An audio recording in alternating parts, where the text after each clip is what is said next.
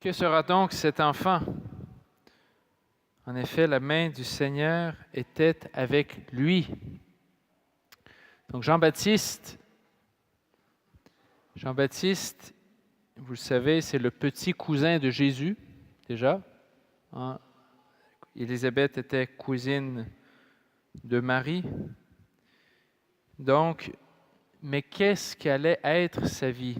Les gens se doutaient qu'il y aurait un grand mystère et probablement de grandes choses avec sa vie, puisque déjà sa naissance était étonnante et déjà l'ange Gabriel avait annoncé qu'il aurait une mission particulière, ce Jean-Baptiste. Et de fait, qu'est-ce qui a été sa mission particulière? Eh bien, ça a été de préparer la route, de ramener le cœur des pères vers leurs fils, des fils vers leurs pères. Jean-Baptiste, après avoir été au désert, qu'est-ce qu'il a fait? Il a encouragé les gens à faire pénitence et à se préparer à la venue du Seigneur, à quitter le mal pour préparer la venue du Seigneur. Vous savez que dans l'Ancien Testament, Dieu avait annoncé par toutes sortes de prophètes qu'il enverrait quelqu'un pour relever l'humanité, à savoir maintenant, nous on sait, c'est Jésus, mais il avait dit qu'il enverrait quelqu'un pour préparer la venue de Jésus. Et ce quelqu'un, c'est Jean-Baptiste. Je pensais aujourd'hui à Jean-Baptiste, puis je me disais, Jean-Baptiste, c'est un peu comme une penture. Excusez-moi, et j'espère qu'il va me pardonner cette analogie-là. Une penture, vous savez c'est quoi une penture? Une porte, là, c'est ce qui permet de tenir la porte. Et Jean-Baptiste, c'est comme une jonction entre un avant et un après. Il y a l'Ancien Testament, la première alliance que Dieu a commencé de faire avec des familles. L'Ancien Testament, si vous voulez le comprendre, de façon simple de comprendre l'Ancien Testament, c'est de savoir qu'au fond, c'est l'histoire d'une alliance que Dieu a faite avec une famille, à savoir la famille d'Abraham.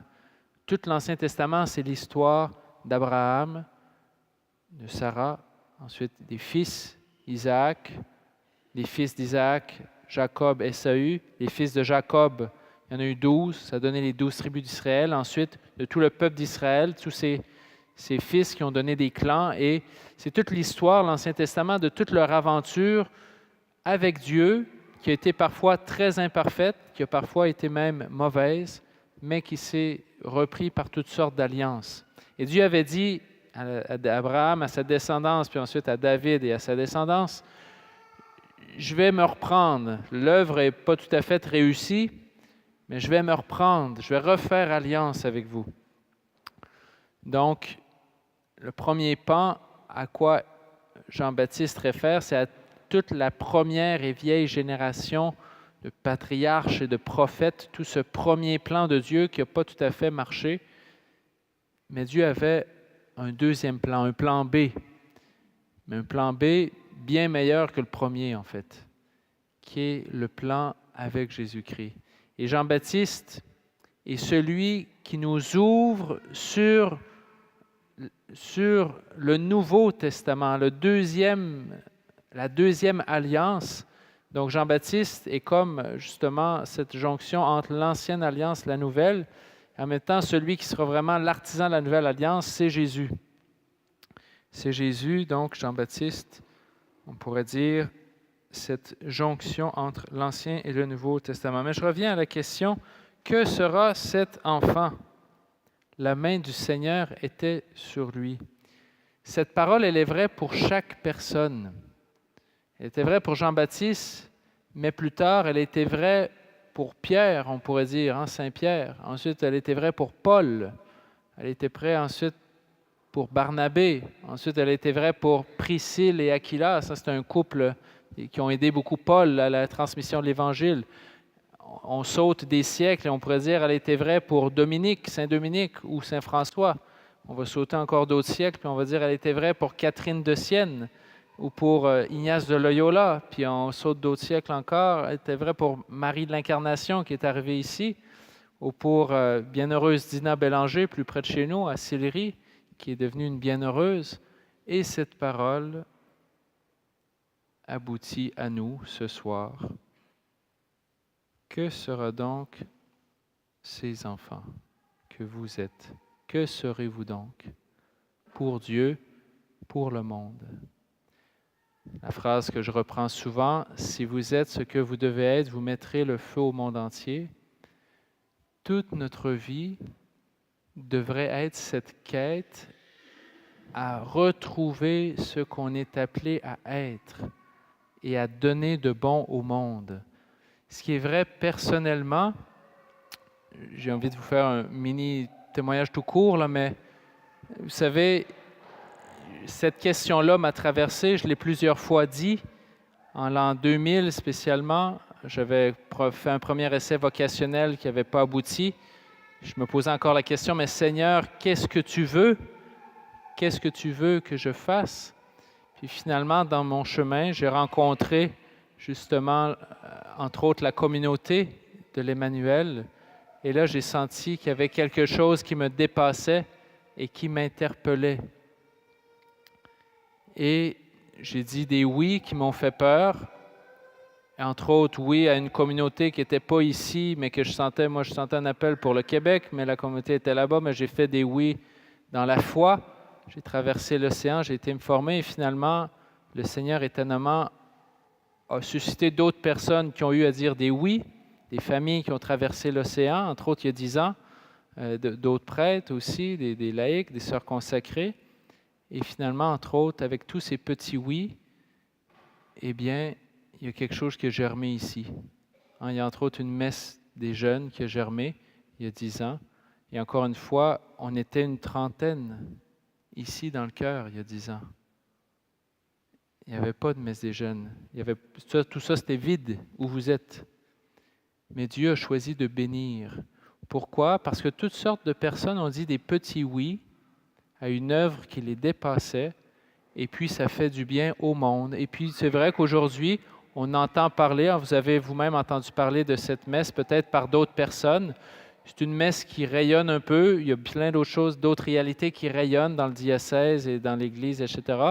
C'est une des petites lumières parmi d'autres, mais qui a eu besoin de petits oui de certaines personnes. Je reviens à Jean-Baptiste. C'est le saint patron qui a été donné par un des papes au 19e siècle, entre autres aux Canadiens français.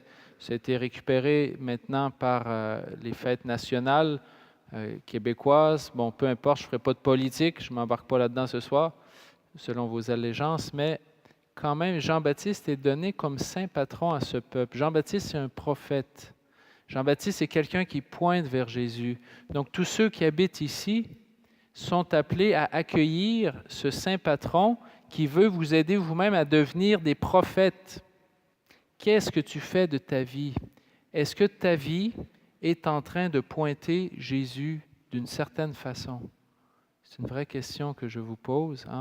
Est-ce que votre vie aide des gens de votre entourage à s'approcher de Jésus? Jean-Baptiste, c'est lui qui a dirigé, entre autres, Jean et André à Jésus. Ensuite, ils ont fait leur propre chemin, mais s'il n'y avait pas eu Jean-Baptiste, peut-être que Jean et André ne seraient jamais allés vers Jésus. Et on n'aurait pas eu ces deux apôtres et leurs deux frères ensuite. Donc, demandons à Dieu de trouver notre chemin. Et j'ai envie de dire aussi même pour le Québec, qu'on retrouve notre nature, notre vocation même spirituelle. Il y a plein de Canadiens français, de Québécois qui ont été missionnaires, même à l'étranger, en Afrique, en Asie, dans l'Amérique du Sud et même au Québec, pour essayer de faire connaître Jésus. Mais pourquoi faire connaître Jésus? Ça change quoi de faire connaître Jésus? Eh bien, Jésus, c'est celui qui est le prince de la paix. C'est celui qui nous redonne la paix, qui nous aide à nous pardonner, parce que des fois, on fait des bêtises, mais il nous aide à retrouver le pardon et la paix. Il nous aide aussi à nous pardonner les uns aux autres, puis en plus, il nous aide à retrouver ce chemin de la joie, qui est au fond le chemin de l'amour. On ne dit pas de plus grand amour que celui-ci, donner sa vie pour ceux qu'on aime. Donc j'ai envie de vous dire ce soir, en cette fête de la Saint-Jean-Baptiste, de vous reconnecter et de demander à Dieu, aide-moi donc à me reconnecter avec ton appel, Seigneur, sur moi. Comme je vous dis, pour ma part, ça fait à peu près 15 ans que j'ai répondu à l'appel de Dieu. J'ai rencontré il y a 15 ans la communauté de l'Emmanuel. Encore une fois, il y avait plein de choses qui me dépassaient, qui me faisaient peur, etc. Mais maintenant, je crois que je suis dans ma vocation. J'ai envie de vous dire, et toi, as-tu trouvé ton chemin? Sais-tu comment Dieu t'appelle à faire du bien? Si vous ne l'avez pas trouvé, ce n'est pas grave. Mais demandez le Seigneur de vous le montrer et demandez à l'Esprit Saint de vous aider à l'accomplir, à le voir, à le discerner, ensuite d'avoir la force de le vivre. Je vais m'arrêter dès maintenant, mais pour qu'on se plonge ensemble, on va juste prendre le refrain à l'Esprit Saint pour demander à l'Esprit Saint de nous plonger dans notre vocation, de baptiser cette vocation spécialement prophétique. Vous êtes tous à être appelés des petits prophètes qui révélaient d'une certaine manière Jésus à des gens autour de vous, dans votre travail, dans votre famille, peu importe. Alors Seigneur, donne-nous, toi Jésus le Christ, le plein d'Esprit Saint, redonne-nous cet Esprit Saint en la fête de Saint Jean-Baptiste, que nous puissions nous aussi trouver notre chemin et trouver de quelle façon tu nous appelles à te faire aimer, connaître. Envoie ton Esprit, Seigneur, et tout sera créé. Tu renouvelleras la face de la terre.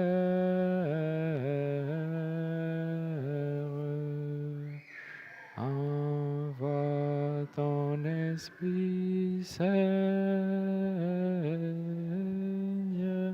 et tout sera créé. Tu renouvelleras la face de la terre.